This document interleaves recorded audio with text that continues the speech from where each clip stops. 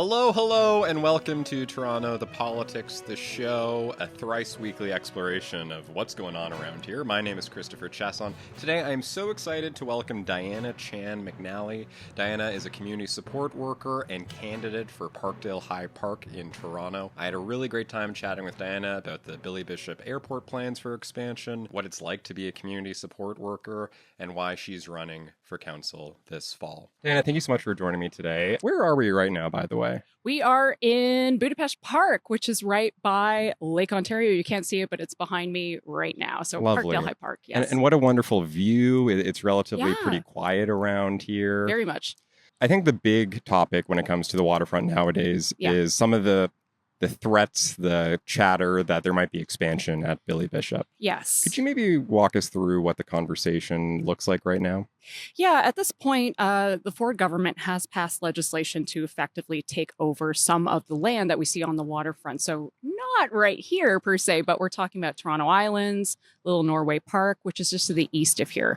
And this is under the guise that we're going to expand Billy Bishop Airport.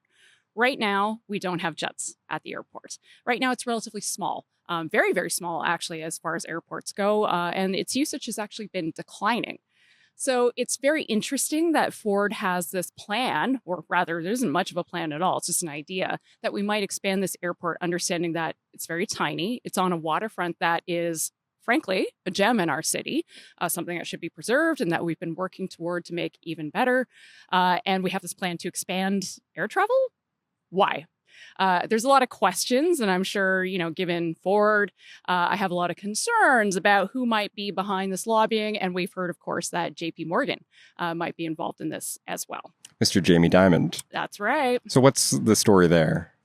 I don't actually entirely know what's going on. And I think the thing is nobody does because we have some bending, possibly breaking of the lobbying rules around how this came to be, not just at the provincial level, but at other levels of government as well. So there's a bit of a story that I think as a journalist or quasi-journalist or however you want to be named, there's something to be dug into there as to how this actually happened and who was lobbying who. And again, if this was actually breaking some rules. Thought leader is how I like to be defined.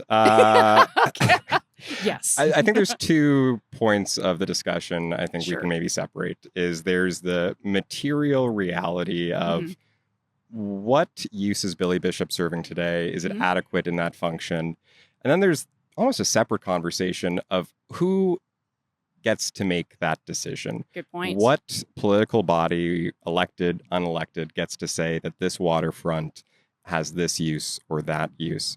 When it comes to the material reality of Billy Bishop, I find it very confusing why this location would ever need to be expanded when it seems like Pearson already is the greater traffic destination. We've put a lot of investment into improving transport between the downtown core to Pearson. So now we're looking to expand and put even more energy, more traffic through a destination, through an airport that doesn't have that sort of downtown core to airport transportation needs. I wonder even, were jets to be allowed at Billy Bishop?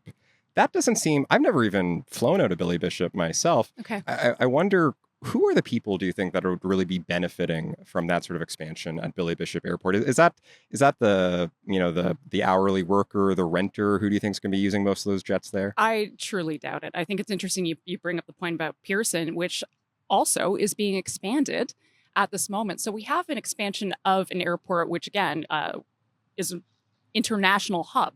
Essentially, that is very well connected to the downtown. We have the Up Express. We have a Kipling bus that is an express bus. Lots of ways to actually get there in a very expedient manner. At the same time, Billy Bishop might be downtown, but if you've ever been around that area and perceived the kind of car traffic that's there, we already have immense amounts of gridlock.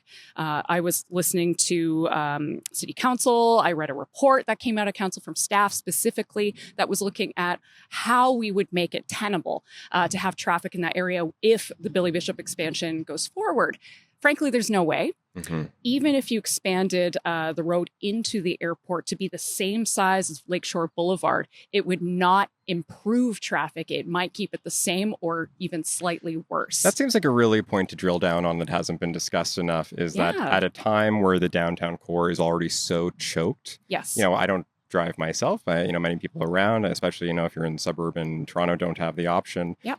They come downtown. They already are having such difficulty getting around. Absolutely. And now there's a pitch to bring even more traffic into the downtown core at a time where it feels like it's starved for room. Which is really interesting because Doug Ford's line is often about reducing gridlock, taking over the DVP, for example, with the Gardiner. A lot of this is about reducing traffic. Taking away our bike lanes was to improve traffic flow, quote unquote, taking away our speed cameras. So a lot of his rhetoric, a lot of his policies are rooted in this idea that we're actually going to reduce congestion, yet we're moving forward possibly with something that would vastly increase it. So there's no ideological kind of ties here. It's all very mishmash and all over the place. Sometimes it feels like politics by personal frustration. Whatever is annoying Doug Ford on a given day, whatever his daughters are maybe complaining to him about, that seems to be what gets the most priorities, the most prioritization amongst his caucus. Yeah. But when it comes to, everyday people, folks who don't come from a sticker dynasty,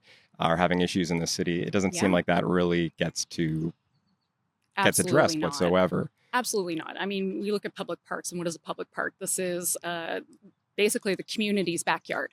I don't have a backyard. Lots of people who rent don't have backyards. We use public parks to do the same things that people would do in their own homes if they had those kind of amenities in their backyards. We're only able to have this conversation in this park right now because it's relatively quiet. Yes. Were there to be, a few jets coming by every couple of minutes, this would be impossible. It would be. What is now, this is middle of a work day, and, there's still people who are coming around and hanging around. Yeah. I can only imagine that this value to the local community would decline precipitously were jets to be allowed on Billy Bishop. Absolutely. I mean, noise is certainly one of them. There's been this kind of idea that we have silent jets, which is truly laughable. I've heard this being peddled by a number of different pundits and politicians, but that frankly doesn't exist. We are talking about a huge amount of noise on something that, again, is very precious. I think in the city of Toronto, we have limited waterfront, and we're talking about essentially running an airport, jets, parallel to this park and well into the East End as well. So this would have, and Mimico, frankly, this would have significant impacts around everybody who's using the space, but also people who do live on it. I don't live far from here. We also know that jets do cause immense amounts of pollution. One thing that I brought up, I deputed on this to City Council because, again, I read this report, was to bring up the fact that those of us who do live in proximity to where the jets would be would have to have retrofits in where we live in order to actually make it sound and healthy for us to continue to be there. What's that going to cost? Who's going to pay for that? That's an incredible amount of infrastructure that would also have to be put into place to, frankly, manage our health and welfare. I don't think that's even been much the conversation at all, except that there was a Toronto Star article that I think came out today or yesterday that kind of highlights the fact that jets do cause this immense amount of pollution. And to me, it feels part and parcel of a certain mindset amongst those with money and power to speak very critically about any sort of environmental research, any sort of sociological research. Anytime any sort of consequence is presented, evidenced, proven out, and communicated, that's woke. You're some crazy leftist who is trying to, use facts and statistics to develop how dare you? If I can't see something with my two eyes, then it doesn't exist in front of me. Yeah. So when you try to present these arguments and statistically, we can see these things. This was something I was discussing with Rodney Chan about pedestrianization. It's a consistent story, which is we can look towards other cities who have the same problems.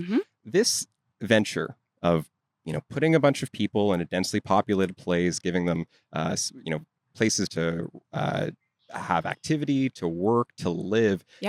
Toronto's not the only city trying to do this. And in fact, there's countless cities out there who have tackled these exact same things. Yes. And what do you see when you place a very dense population of people next to an airport like this, you see health effects. You see asthma go up. You see cancer rates go up. Absolutely. So at this time where it feels like we're all trying to be a little more cognizant about our own health, to have a provincial government threatening to put in something which is demonstrably going to not only negatively impact the day-to-day experience of visitors and people who live here, but the kind of thing that 20, 30, 100 years down the line we'll be able to measure out that has a real health consequences.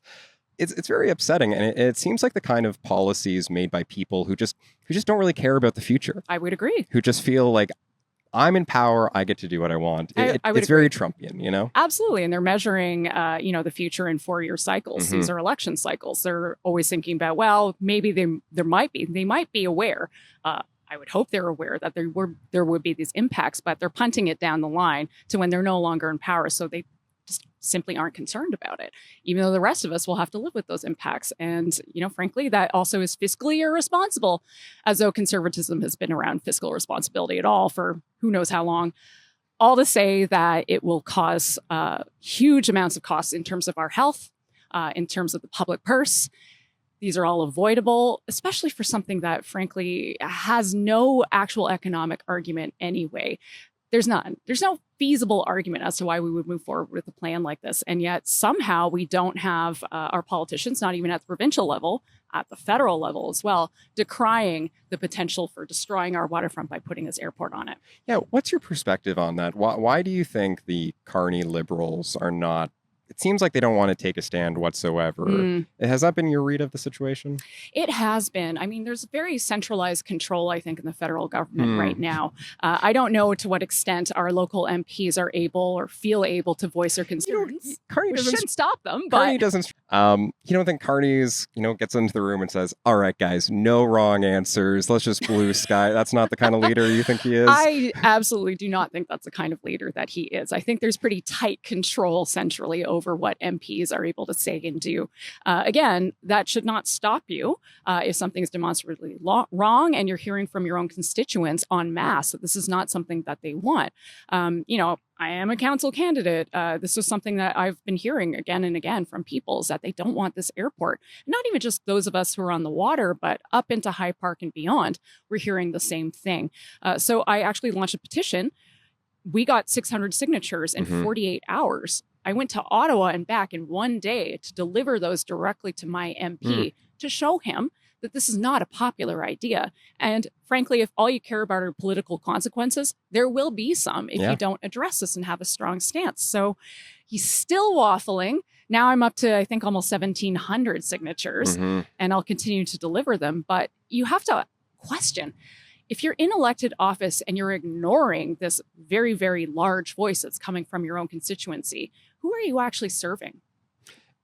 It's for this reason why I mean, part of the thesis of this this show, this podcast is a dirty word. That's why I want a jib. This is the goal. A jib? Yep. I think once I get a jib, that's when I'll know I've made it as a show. I don't know if a GoFundMe might be able to get me there. Is that for so long we've treated municipal politicians and politics as somehow subservient or inferior to quote unquote higher levels of government. Ford has obviously done many tangible things to reduce both the bully pulpit of councillors as well as the tangible policies that you can enact. And it has led to this dynamic where for a city to even have complaints, it doesn't even matter anymore because you can just shut up and take it. I'm the provincial government. And, I wonder at what point Ford is just going to, how much further can this go? Because when a provincial government gives themselves or is trying to, control how your roads are planned, is trying to control, whether there's massive infrastructure projects, in the most valuable areas of the city. At a certain point, it seems like we need to get some constitutional questions, frankly. Absolutely. Because this cannot stand, and we're going to see it's the maw of the suburban conservative trying to disenfranchise people who live in the downtown core. They will pursue this forever because Ford knows he has this, lovely. He's got all these natural resources, this greenfield development that at any moment he can take off the table and make a lot of money. Yeah. And that, in order to support that, what does he want to pursue? A certain kind of suburban development, a certain kind of vision of what it means to live in this area. Yep. How much further is this going to go until something needs to change, right? It's a good question. We've had so much democratic control wrested from us at the local level, and not simply in the city of Toronto, although mid-election in 2018, he obviously slashed the size of council to the point where councillors now have 115,000 constituents. Mm-hmm. Frankly, it's impossible to do the job trying to represent that many people. I say this as someone who's vying for this job, is that it's not reasonable or feasible to do what a councillor should be doing in their role because of, frankly, how many people you're trying to look after. There's that. We also have, obviously, with the TDSB, with different school boards, wresting control of those, putting them under supervision, in my opinion, frankly, to take control of land portfolios that exist within those school boards. That's definitely a part of it. Even beyond the city of Toronto, you look at Niagara region, you look at some of the regional councils, he's appointing chairs, his own selected chairs. That's entirely taking away democracy at a local level from a number of regions across the province. I've heard time and time again from councillors across Ontario, strong mayor powers are undermining their ability to, again, exercise their local democracy. I don't know how much further it's going to go, but I do want to stress that it's not just in the city of Toronto. It's all over the province, and I think there's some work to be done to galvanize support from local councils, regional and municipal, to fight back against this. I think our role now is partly to fight for our own democracy, not simply enact, again, the day-to-day role of a councillor. I want to dig in a little bit on the council size reduction. Yes.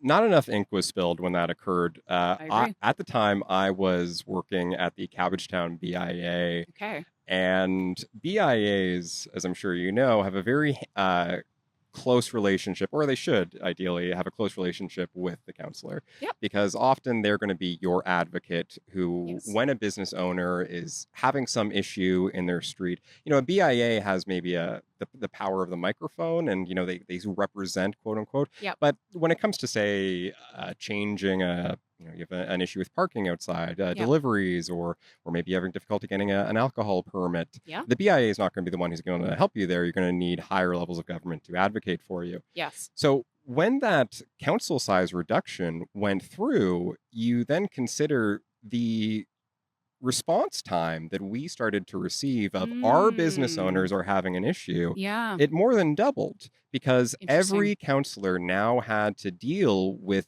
more, like twice as much of those individual issues that needed to be addressed. Yeah. And it's one of those ways where that, I think so many business owners around here look towards City Hall, and they've been fed this narrative that City Hall doesn't care about me. They're not looking after my businesses. It's so hard to get anything done here. Yeah. And they say that means that it's City Hall's fault.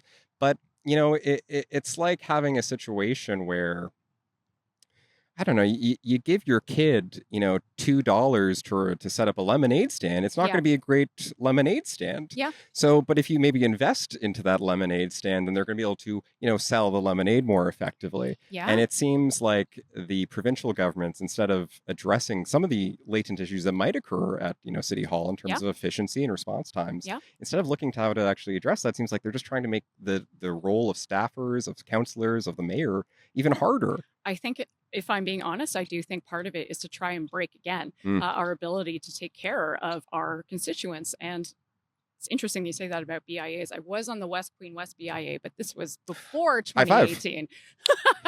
I was a social service representative. But you know Rob, BIA. right? I do know Rob. Very well. We'll talk. Rob, the West Queen West BIA guy, would always high five every person anytime you saw him. Well, I do want to, that's such an important point. And one way in which you were on the West Queen West. I was. And so, that's one way in which, if we erode that local democracy, we do see kind of demonstrable damage happening at the very street level. I think that's on purpose. I really, really do. I think about property taxes. Yes, I think about property taxes. What people don't realize, they get very mad at municipalities when the property taxes go up. And the thing is, we have a province that is not fulfilling its own mandate on things like healthcare, housing. We have the city of Toronto stepping up as a public builder, infilling some of those healthcare gaps. That's a provincial responsibility, but now the city is doing it because in the absence, they have to. Those property taxes that you're paying, that you're angry about, go up, which means that you pay your taxes twice. You pay them once to the province. They don't actually use them for the programs they should be. The city steps in, and then you have to pay taxes a second time because the city is filling in those gaps. And you actually get services that aren't as good as a result of that. So when I think about property taxes, people get mad at the mayor, they get mad at council. Get mad at the premier. He is a big reason why they continue to go up, because the city has no choice except to enact provincial responsibilities at that level. When you then consider that Toronto, if you are a Torontonian, you are a net contributor to the province. Yes. Your taxes across federal, provincial, municipal, if you live in Toronto, you, on average, are subsidizing the rest of the province. You are. And, I spend too much time on Twitter because I'm a masochist. And to see still there seems to be this notion amongst people in Oshawa that, or, wherever, Oshawa I just use as a catch-all term for a place that doesn't really exist. And I won't tell that to the people I know in Oshawa. Sorry, Derek. They can't vote for you. Then there's some people think that Toronto is a drain on the rest of the province when it can't be further from the truth. It's an economic engine. And again, we do subsidize other parts of the province heavily, in fact. And we look at Bill 98, for example. Here's another way that City of Toronto is going to begin subsidizing transit outside of the city itself. Ford is taking over transit fares. Why? It means that he can raise them to whatever he wants. We, again, took local control away from council to set what the fares will be, which is frankly devastating. And that will most likely be used to subsidize transit elsewhere. Which feels like one step towards Ford just maybe appointing himself king of mayor. Seems to be what his end goal might be. And there seems to be a personal animosity that he has, especially, where it goes beyond even his preferred version of how Toronto should run, as much as he had such bad interactions with other councillors when he was a councillor, that there's this notion of spite that, he's got this chip on his shoulder, I'm in charge now, and screw you inner city people criticizing me for selling hash when I was a teenager. You guys were so mean to my brother, screw you, and there's a hatred I feel like I sense from him. Well, I've been working in community work, social work for quite a long time, and he always strikes me as somebody whose ego is quite fragile, where if he's not beloved, he takes that in a very deep and personal way. Not good with criticism. You even see it when it starts to fire him up, where there's been some kind of critical comment from the opposition or from a journalist. He goes right for the personal attack. So the ego is quite thin. And historically, don't hate me, I'm from Ford territory. I'm from Etobicoke. We're not all like that, by the way. I've seen this my entire life with the Fords, actually. So it's so interesting to me. I actually weirdly understand why people liked Rob. I really do. He was very accessible. He was very genial with people in Etobicoke. I get it. I didn't agree with any of his politics, but I understand why people liked him. I think something that maybe folks on the left or maybe I think can be a little too brain and jarry on occasion when it comes to communicating politics and to say, as much as I was, saying the importance of sociological research. Yes. If you are unable to, go to a street event and shake a bunch of hands and communicate people. That, it doesn't matter how good your arguments are if you're just not very likable. Exactly. And that's really has to be the foundation of everything else that you're built off of. Absolutely. It's the same thing when I'm working with people on the street. Relationships are everything. Building them and ensuring that, you have good connections with people. That I think is also the mark of a good politician in the sense that they will be beloved by their community if they are in a reciprocal mutual trust kind of relationship. But I do understand why Rob was popular, but Doug, he has none of that. None of that. He's just riding on his brother's name. So true. Switching gears a little bit. Sure. You're running for council. Yes, I am. Why? Well, we have. Can I be honest? Seems like a miserable job. You know, can you like the number of emails, the number of angry emails? Like, why on earth would anyone want to be a city councillor? Well, it's funny because I'm a petite person. People kind of make some assumptions that I'm a very fragile person. I've been a crisis worker. I was a crisis worker for 5 years. People on the worst day of their lives saying the worst things you've ever heard, doing stuff where you're like, oh, that's not very safe, Yeah. And I do think we need somebody who has a strong ethical stance that will, again, advance the kind of progressive issues that we want to see. We do want to see affordable housing. We do want to see our city overall be more affordable. I want to see healthy, connected neighborhoods where people are not afraid of each other, not angry with each other, but they're friends, they're neighbors. And they don't have to agree on everything, but we can be civil about this. We have third spaces that people can access, including our public parks, making sure that those amenities are as available as possible for people who need them the most. Yeah, what are you hearing from the community right now? Parkdale High Park, which number ward is this? 4. 4, very good. Yes. Unlucky though, some might say, but hold on. Well, I am Chinese, there we go. so it's an unlucky number. It'll go the better way for you though, I'm okay. Sure. What are some of the things you're hearing from the community? A big one, obviously, is Billy Bishop, the waterfront overall. Ontario Place, for those of us who live in South Parkdale, that was our green space. It has been taken away from us. And so we're looking at essentially all the green space being taken away. So that's a huge one that I'm hearing about. Ford is another. People are, as we talked about, very tired of this constant democratic encroachment on our local democracy. They're tired of him seizing control of everything. That stems from everything from bike lanes to speed cameras on Parkside Drive, again, with the waterfront. And there's so many families in this area as well. Yeah. And I feel it. I'm sure you feel it. Even just walking around, crossing any street, there seems to be more of a, for a time I lived in Calgary and I recently moved back. My joke is I moved in 2022, shortly before separation became a big thing. And I always joke that it felt like I moved to East Germany right before the Berlin Wall went up. Oh my God. And walking around in suburban Toronto is feeling increasingly like walking around in Calgary it seems like drivers just have a little less respect every single day to people walking around, a little less patience, a little more willingness to get around. And I think when you hear from the premier, you can speed. How does that not have an effect? Well, yeah. And I think people are now realizing that we've also had a change to our insurance. I don't drive a car. I've never driven a car. I actually literally have never gotten behind the wheel before. I take a bike. We'll cut this. I've never had my license. Okay. But I got like really worried because I just had so many friends, especially living in Calgary, were like, they were always pissed off. Anytime someone shows up, it's like, parking was a mess. Traffic is a mess. So now I've got to like hold on to it. Like, I think I'm just going to be a happier person the whole of my life if I just stay away. I never had to. Honestly, public transportation, the TTC was good enough. Yeah. Great. When I was a kid, it still remains a great way to get around. I don't feel like I need to drive a car. I cycle as well. I mostly walk, to be honest. But with these insurance changes, pedestrians, cyclists, people like me who do not have car insurance will have their insurance slashed. So, yes, I know this is very, very recent. This happened on July 1st. Really? Yes. I would follow Dave Shelna at The Biking Lawyer. Okay. He has a good explainer video about what's going on here.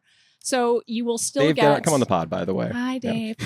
You will still get medical benefits, but you will not get wage replacement, for example. So if you are severely injured, you'll be in a predicament where you may have to go back to work if you are very injured, or if you can't, because you are that injured, you will suddenly have no wage replacement whatsoever. And those insurance, that was a provincial change? Yes. Huh. Yeah. Wow. I know. So all to say, we do have a premier who is making our streets less safe and then unsafe. Adding in additional financial issues if you end up getting struck by a car who's felt, empowered to drive recklessly. Exactly. Yeah. Sorry. Councillors, one vote. Yes. When you see council coming in, what do you think the energy is going to be when you are elected? Should you be elected? Should. Like, when you see councillors in action, is there anything you recognize in maybe their approach to politics, their enthusiasm? Is there anything you've witnessed about councillor behavior or tactics that you would maybe have some notes on?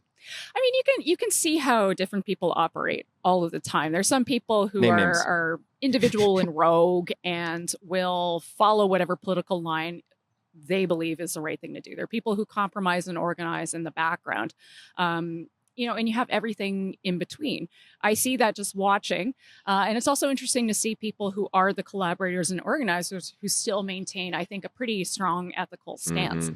It's kind of the guy I'd like to be. I'm again, community worker, and the idea behind being a community worker is that you should be able to work with anybody, not just people who align with you, but again, to bring people in and create best solutions for everybody possible. So that's how I would like to be as a city councillor, is what I hope to be and bring, I think, into city council. But yeah, everyone has their kind of own approach to it.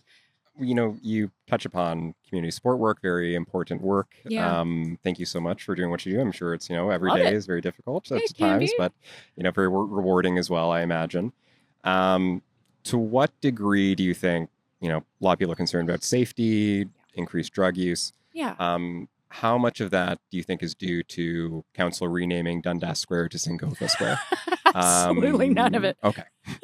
Zero. I see. Okay. Zero. And I think the public, broadly speaking, understands that the reason why we're seeing people in the TTC in public parks with nowhere to go is because, one, we don't have affordable, accessible housing for people. We don't have decent social assistance and wages, increasing unaffordability as a result of these things and a lack of good jobs.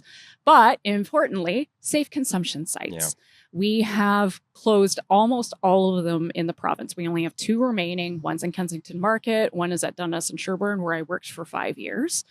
These are important health interventions that do keep people alive, but also step them into other supports, which can include recovery as well.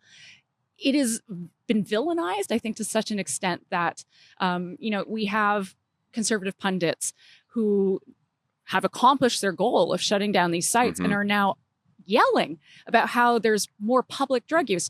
Buddy, that was you. You did that. I think fundamentally it's because they don't care about the human. They just care that they have to see the consequences of the policies that they support. Yeah, absolutely. And, I've been also a human rights fellow with the Maitrey Foundation as well. You don't have a human right to not see poverty or things you don't like. The person that you're looking at does have a human right to housing and to the right to life. Just to say all the things that would keep them healthy and alive, including safe consumption sites. And I think, when it comes to how that social safety net affects anyone's lives, obviously we see it, when people don't have access to safe housing, you're more likely to maybe fall into a bad crowd. You're just out and around. There's a lot of drug use and things kind of suck. I think maybe people, as someone who's had, substance issues in the past, I think that's kind of forgotten is, if things are just tough, you're more likely to use drugs. And it's not a moral failing. It's a reality of a life that's getting harder and harder for some people out there. And it's so normalized. Oh, you had a bad day, you had a bad week, go have a drink. Totally. Right? And it's the slippery slope of, it's just a drink. Maybe then I'll smoke something. Maybe I'll put something up my nose. And you can see how people get down this pathway. Absolutely. And it's an unfortunate thing where we have no humanity for folks who are suffering. And we view them as this demon that's just negatively affecting my nice day at the park rather than someone who's suffering and is really hurting right now. Yeah, and that's the thing. I mean, when I talk about homelessness and what that experience is like, it's 24/7 trauma. What people often don't realize is that you don't have a solid 8 hours of sleep. What do you feel like if you've only slept 2 hours at a time? You're probably not in a good space and feeling great. And mentally, this will have impacts on you too. Physically, it'll have impacts on you. A lot of what we see with people using drugs is also to regulate that experience where you haven't slept enough, but you got to stay awake.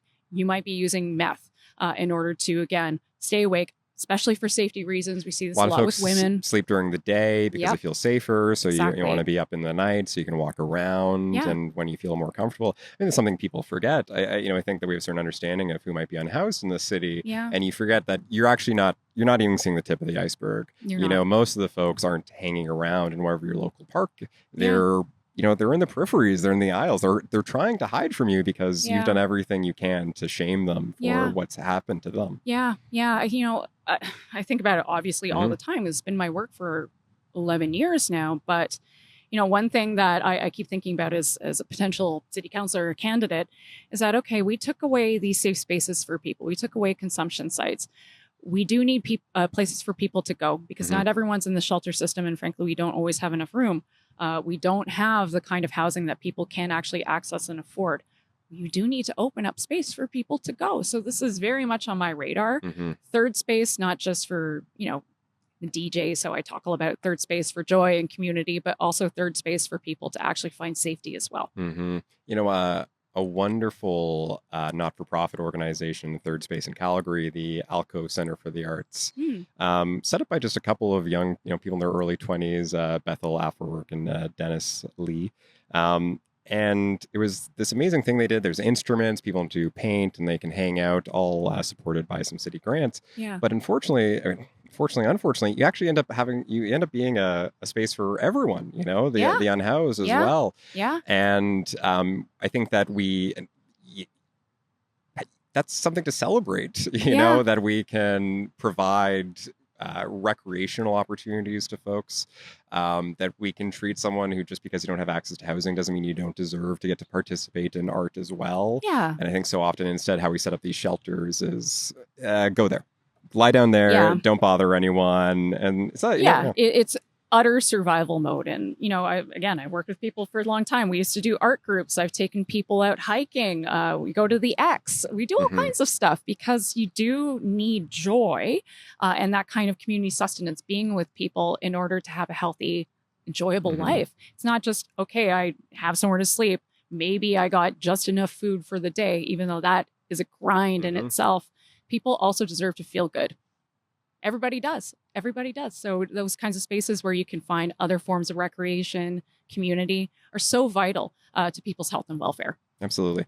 Switching gears a little bit, you're a DJ in Toronto. Do you have a DJ name? Yeah, I didn't choose it. I had a radio show on something called the Toronto Radio Project, TRP, almost a decade ago. And my radio show, I just picked a name off of a record I had, Automatic Amore. Amazing. Love it. Sure. Yeah. Now it's my DJ name. Great. What's your I haven't seen a set of yours, I'm sorry to say. Although okay. I did see a clip of you. I think you were DJing at a community event. I might have seen a reel or something. Picket line. Oh, that's what it was. Yeah, I thought that was great. Yeah, what kind of music? What's your vibe? It's so specific. Okay. It's called Italo Disco. Italo Disco. Very cool. It's very 80s, extremely 80s, mostly out of Europe, much of it from Italy, but it's a very kind of just messed up pop sound where it's amateur. It often doesn't work. It's clunky, but it's also quite funny. It's like, I think the equivalent would be watching bad B horror movies from the 1980s. Yeah. That's a musical equivalent. I love it. Yeah. It's like, it's just right on the nose. It's I find what it you want. Really Amazing. fun. Yeah. In the news the past week a couple of weeks has been Sneaky D's. Yeah. And has maybe encouraged a broader conversation around music venues, art venues in the city. Yeah. And the various development incentives that maybe threaten Sneaky D's. Yeah. Do you have a perspective on that specific development at all? Yeah, I think, in this case, what I don't like seeing is that it's an either or proposition, housing or important cultural space. You can do both. And I like that some of the conversation has moved away from zoning strictly on arterial roads into let's open up the yellow belt, which is to say more residential areas where we don't have a lot of density. Between these arterial roads, this low density housing that has seemed to be locked in place for the past half century. Yeah, exactly. We do need to have more development and more density in those kinds of areas. It's ludicrous when you look even just from an eagle eye perspective of the city of Toronto, how you have these towers that follow these very clear arterials and large swaths of the city where it's very, very, very low rise, like quite frankly, single family homes. That is not a healthy city. It's not a healthy way of enacting urban development. So it's great because Sneaky D's, I think, has finally kind of started to popularize that argument that, we can do both, and we shouldn't actually have to sacrifice important cultural community spaces in order to also have housing at the same time. why is it that a location like Sneaky D's is even the place where people might want to put housing is because it's impossible to build housing anywhere else. Exactly. That the Dan Celiak, if you want to listen more about that specific conversation, the most recent episode or two ago, he really digs into this and talks about how we've really neglected the opportunity to, he describes it as replace the mundane with the mundane. That a place that's already serving housing, that's where we need to be adding more housing. If a place is already having an exciting, vibrant art scene, why are we then replacing it with the mundane? Absolutely. I think a difficult conversation, though, especially, I'll put on my, Ezra Klein abundance hat for a moment. Are you not just a NIMBY by another name, by another shade of nail polish, And I think that is can be a very difficult argument for some people. Do you have a thoughts on that? Like, what if I'm a very pro housing person, who are you? How can you say you're a housing advocate if you are now stopping 203 units from going in? Again, I think we have to argue for better policies. It is not an either or proposition. That's like the beginning and end of it. And I think that's where that gets leveraged a lot. I hear left NIMBY sometimes. It's like, no, we need housing, but we also need community spaces. It's resoundingly what I am hearing as well. When I'm knocking on doors, when I'm at community events. I was at Bike Pirates, I have a relationship with Another Story bookshop, with Capital Espresso. Those are spaces that are also serving a community function. Some of them can do it because they own the building. Others are struggling because they want to provide these community resources, which are highly accessed and beloved in their communities, but it's hard to afford the rent. If those places go, you feel it in a deep way. You are missing now this third space that actually did have a very important community function. People are often arguing for green space as well. This is also a third space in which we can do all kinds of things as well, right? So I don't think we should ever frame it as one or the other.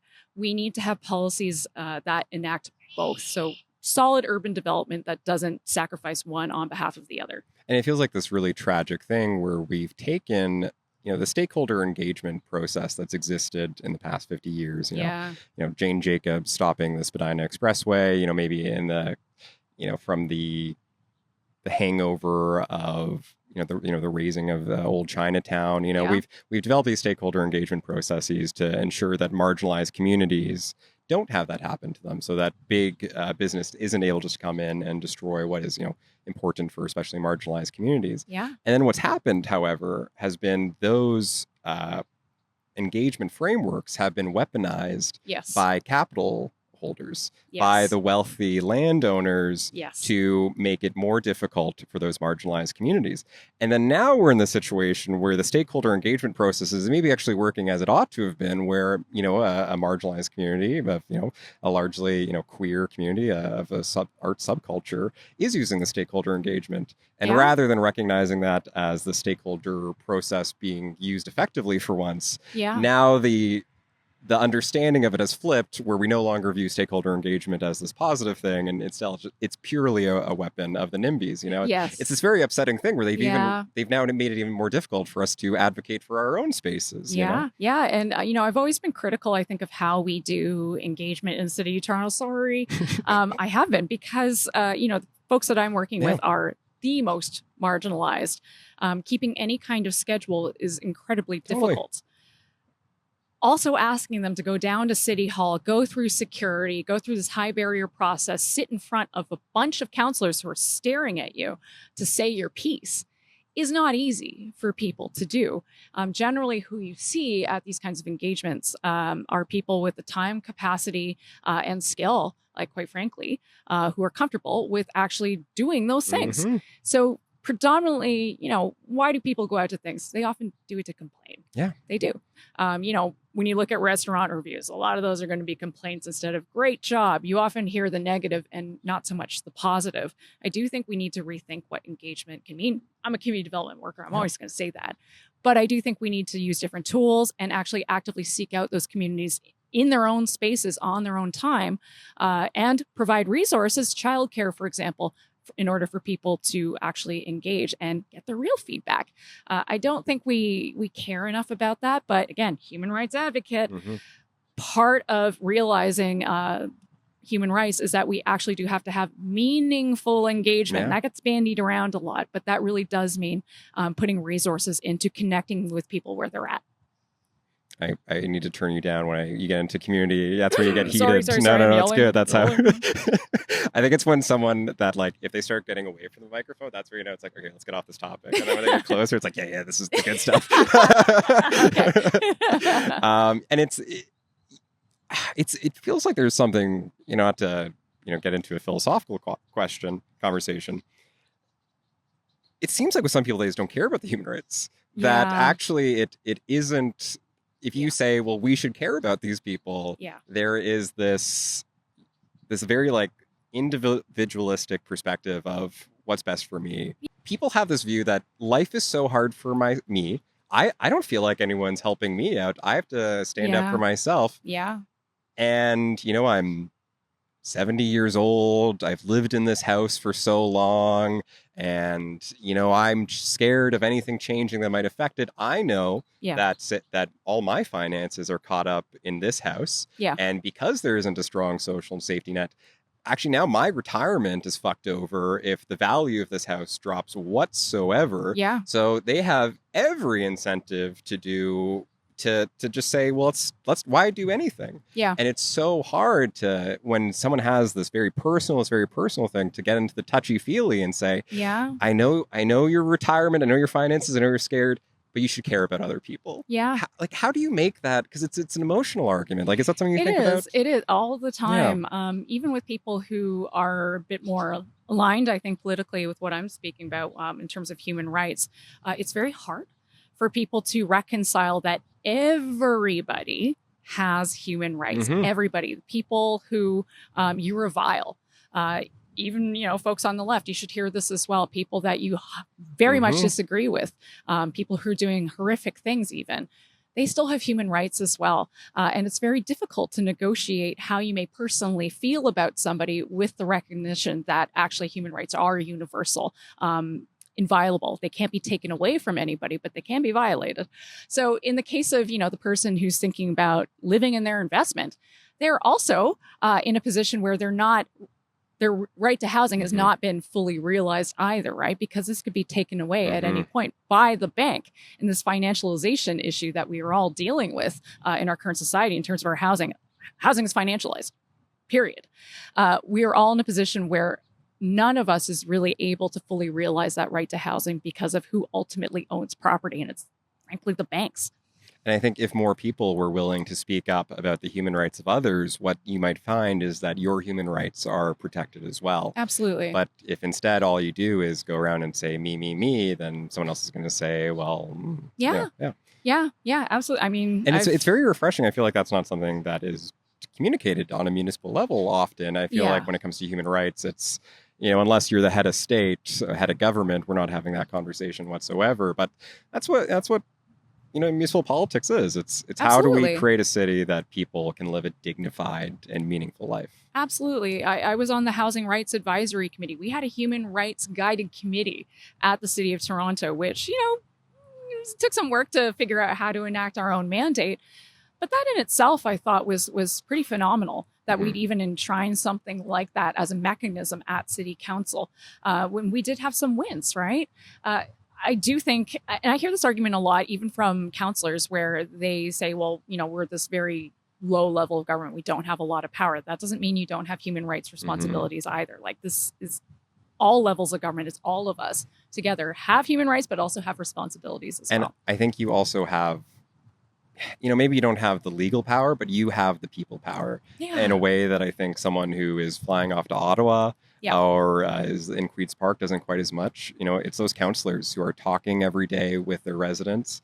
And I think when you are able to represent those people, it doesn't matter what level of government you are, if you have folks who are on your side that you're speaking in support of, I think that's the greatest power you can ever have. I completely agree. And I think we should be galvanizing that public support. As a community worker, that's what we do. That's what I've always done, but we haven't had that kind of community development lens in City Council, I think. So I think it's for us to connect people, galvanize that support, and push against other levels of government for the things that we do need and provide what we can within our own means as well. I love it. Diana, I've so enjoyed having this conversation with you. I don't live in your ward, but it seems like you have a great sense of the dynamics at play here, and I really wish you the best. Thank you so much. Just wrapping up, summer in Toronto, like, are there any local spots in the ward, in the neighborhood, maybe some hidden gems you really like? Like, what is something that maybe someone should check out in Ward 4? Ooh, hidden gems. There is a spot in High Park, which is kind of like this little bird hill. And there was a fellow who loved bird watching so much that there's all this kind of furniture that's installed there just unofficially. It's not on a map or anything. So you have to go hunt for it. So that's my thing to you. You have to go High Park and hunt around for this bird spot. And it's been kind of maintained by the community as well. So there's all these bird feeders. You can see woodpeckers, all kinds of birds. It's quite lovely. And it's one of my favorite spots to just sit quietly. I love it. Diana, thank you so much. Thank you. Thanks so much for listening to that conversation. If you like the show, please leave a review. You'd be shocked how many tears you can make me cry with a positive review. You can find us on Spotify, Apple Podcasts, and any other platform owned by a massive tech conglomerate. Bye-bye.